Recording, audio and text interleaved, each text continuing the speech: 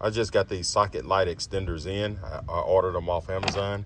As you can see, the length of these is about 5 3/4 of an inch. And it comes with simple instructions. Is only thing you got to do is screw it in and play. It's it. And it also has right here different sets that they have, LEDs and light socket extenders.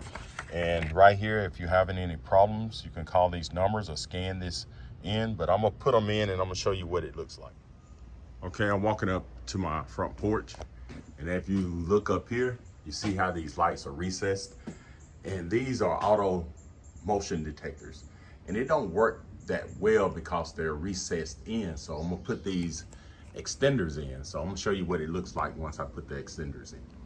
Okay, get you one of these 3-step ladders. They're good around the house for changing lights. But now I got these extenders in. As you can see, that sensor or that floodlight is on the outside. It's not recessed in.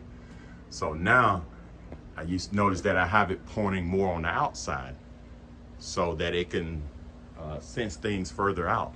So those extenders work really well.